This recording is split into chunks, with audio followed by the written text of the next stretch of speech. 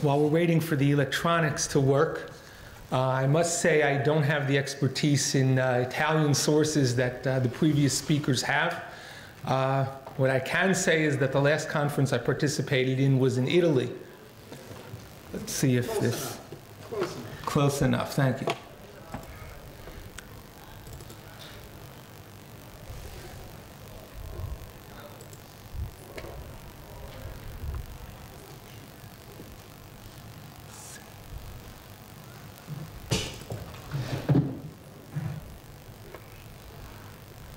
Okay. F5. Better. Thank you. So this lecture is a bit different than most of the lectures at this conference. Its focus is history of economic thought. History of economic thought is a discipline that's practiced by some people who are trained in economics. It's somewhat marginalized within economics, but that's not the topic for today. This is part of a research program on rabbinic monetary doctrine. Monetary doctrine being the discussion of what gives money its value, a question that has concerned thinkers for centuries. Well, rabbis did discuss this issue. Let me just find the page down key. Is this it? Here. Just hit return. Return also works. Okay. So, as part of their halachic discourse, rabbis discussed issues of monetary doctrine. Typical issue is somebody made a loan, then there was a change in the value of the currency. How does he repay that loan? The discussion begins in the Talmud, and since we're at Bar-Ilan, Professor Yoshua Lieberman is the pioneer researcher in monetary doctrine in the Talmud. And what I'm trying to do is to continue into Rishonim, Achronim. And what is unique about the discussion of the Chazon Ish, Rabbi Karelitz, is that he actually devotes space to writing about economic theory as a digression from his commentary, as we're going to see. Previous writers sometimes wrote in a sophisticated manner. For instance, Rabbi Mordechai Halevi and his son Rabbi Avraham Halevi in Egypt. But they didn't devote to economic theory any space in their writings, at least not as a separate section. And Rabbi Karelitz actually takes a break from his commentary and discusses exchange rates. What determines the exchange rate between two currencies? Let's just quickly reprise the background of the Chazon Ish. I'm sure that you're familiar with him. One of the greatest ultra-Orthodox leaders of the 20th century. He was relatively anonymous until he came here in 1933, lived not far from this campus in Bnei Brak, and became the leader of the Lithuanian stream as we know it today, or for Americans, the equivalent of yeshivish in America. It's not exactly, but the closest thing to yeshivish in America here in Israel is called the Lithuanian stream of Haredi Jewry. And what's important for our purposes is that there's a biography, the first academic biography of the Chazon Ish by Benny Brown. And he says there that the Chazon Ish, despite his ultra-Orthodox affiliation, did read the Haskalah newspapers and knew something of general thought. There are echoes of Hobbes and Rousseau in a document that he wrote. Anyone who's interested can read the book by Brown. I believe it's out in English as well. If we have time, we'll go back to this chart. What's important is that parts of Chazon Ish Yoreh Deah, which we're going to be reading, parts of that book were written during World War I. Let's not stick with that too long because time is limited. Now, where are we in terms of the literary context? The Chazon Ish in Yoreh Deah, Ayin Bet Chet, 72.8, is discussing what happens if someone steals property or items, and then the coinage has a change in value, and now he has to make restitution. How does he make the restitution? Do we adjust for that change in currency value, or do we not adjust for it? Do you make restitution in the original value, even though there's been a change? It's not worth the same anymore? Or do you make the restitution in some adjusted form? The currency was devalued, so let's pay more of the devalued currency, for instance. Do we do that, or do we stick with the original value as it was? Kishat hagzela, that's what the Talmud says. Kol hagazlanim meshivim kishat hagzela. But it's a complicated issue, and there are many other halachic issues that are connected with currency devaluation as well. And what Rabbi Karelitz does is that he digresses and suddenly discusses coins, currencies, the global monetary system, and that's our topic today. Now, he assumes that there's a global monetary system which consists of gold coins, silver coins, and paper currency, or banknotes. And the question is, what gives the currency its value? According to Chazon Ish, there are three different elements. One is specie. Specie is gold and silver. The specie content, that's the traditional medieval way of thinking about it. But he doesn't stop there. Use value, or erech shimusha. Erech shimusha means the currency has purchasing power. He doesn't really elaborate, but this business about luxury goods is fascinating. I don't have time to get into that, but modern economists have discussed how shifts in tastes might influence exchange rates. We can't elaborate within the time that we have. Loan value, erech halva'atam. Well, to give a contemporary example, if we didn't have the euro, right? If we had individual national currencies. So in Germany, we have the German mark. In Greece, we have the Greek drachma. Which country today, and this is just a hypothetical example, but it's connected somehow to reality. Which country today is most creditworthy? Germany is very creditworthy. Greece, one of the least creditworthy nations on the face of the earth. I have to follow this every day because this is connected to courses that I teach. So the issuing country's creditworthiness plays a great role in the value of its currency. A non-creditworthy country will have its currency depreciate, whereas a highly creditworthy country, we can expect that its currency will appreciate, will strengthen. We should note that according to Chazon Ish, use value is always retained, even if a currency is paper, not backed by any precious metal, intrinsically worthless, and even if the country issuing it has no creditworthiness, still, because people have to use this currency for domestic transactions, the currency retains its use value. Now, modern economists would probably disagree, but this is how Chazon Ish sees it. Chazon Ish states that exchange rates are not determined by a precise mathematical relation. This is a somewhat cryptic statement, but he says, like two who are fighting together. It's an interaction between two different elements, and therefore you can't reduce it to a mathematical formula. Now, the question is, how do exchange rate changes actually happen? We know that in reality exchange rates fluctuate.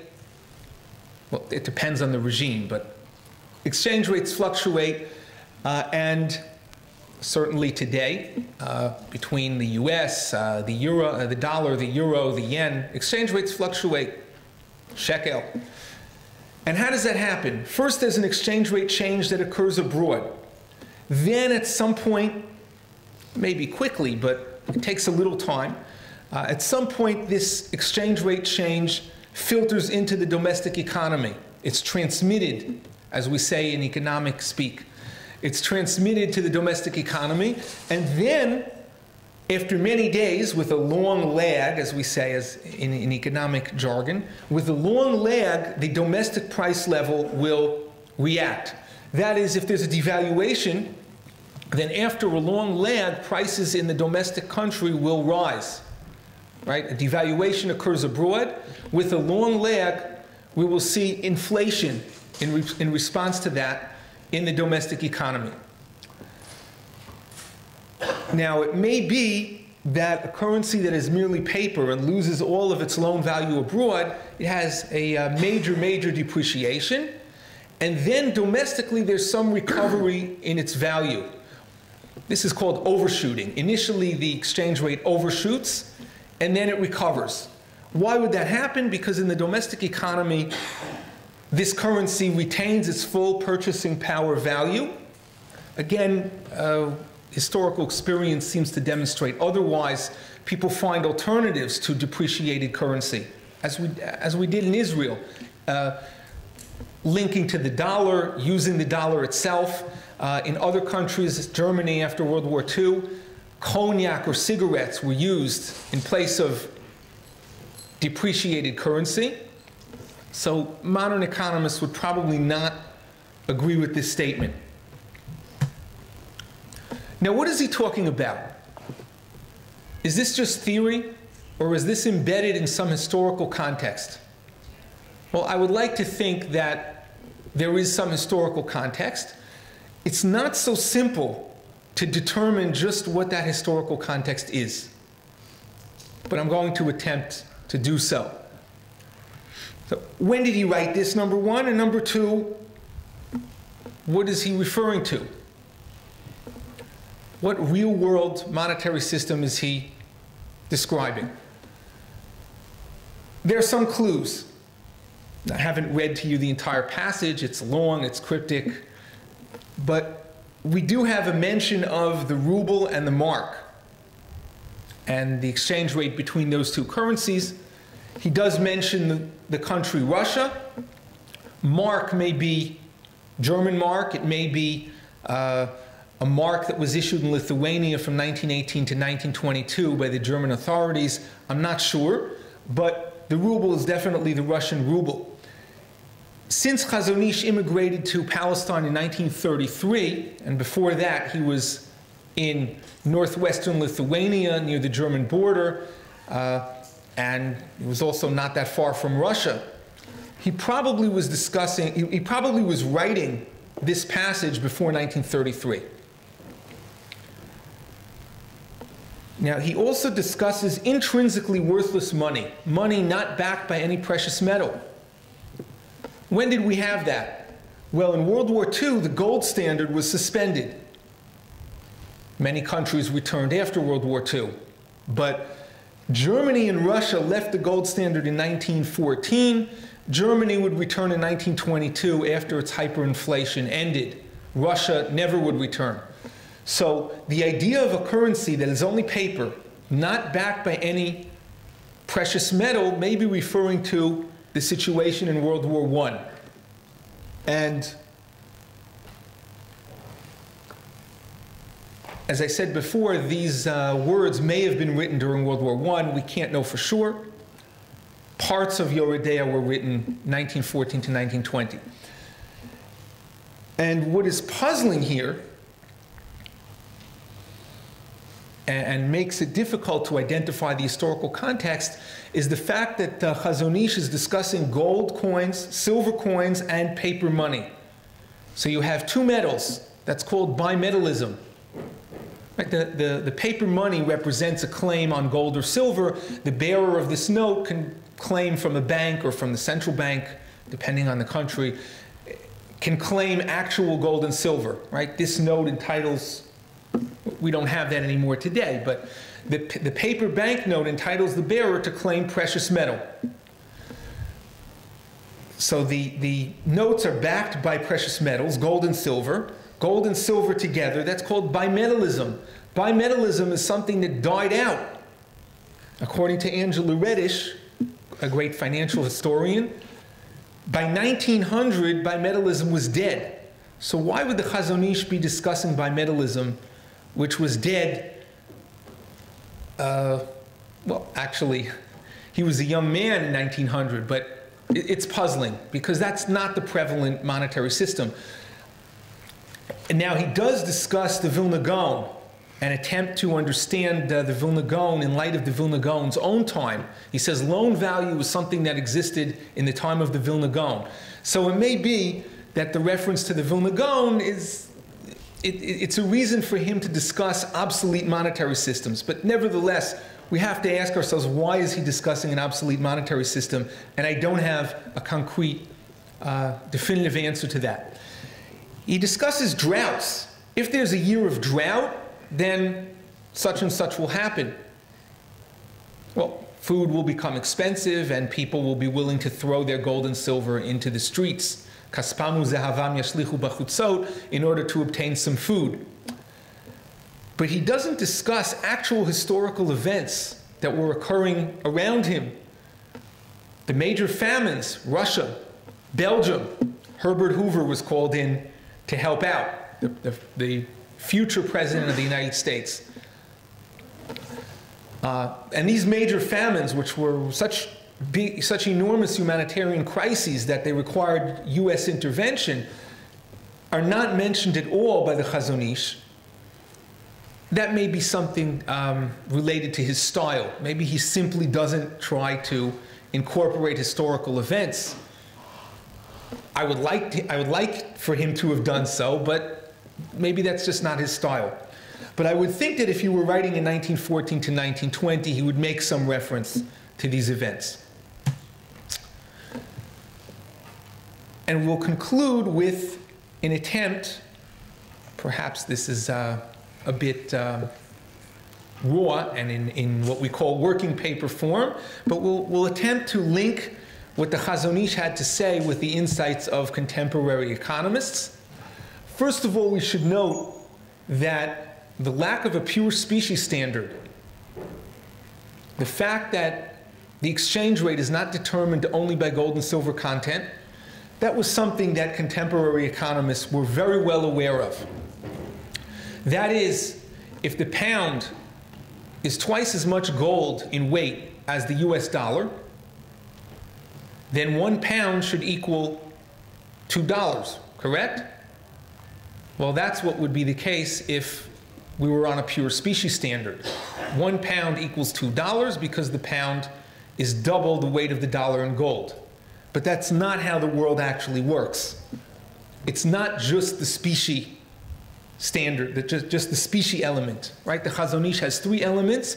Species content is just one of them. So this is something that was recognized very widely by contemporary economists. Again, we don't know what the Chazon Ish was reading. In World War I, maybe he didn't have access to newspapers, but this is a widespread idea in economics. I've looked at the writings of the famous British economist John Maynard Keynes, perhaps the most famous economist in history.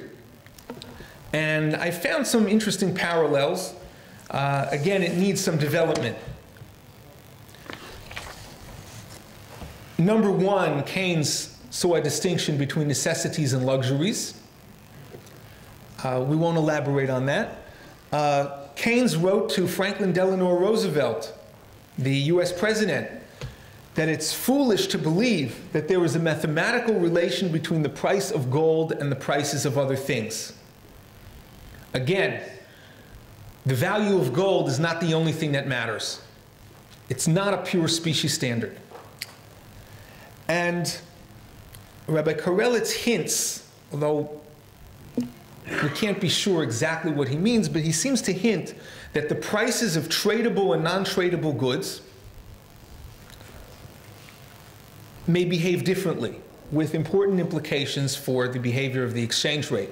This is a major, major issue in international economics. I'm only going to explain it very briefly.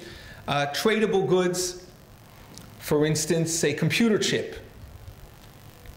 That's a tradable good. It's tradable across borders. A haircut at the campus barbershop. That's not tradable.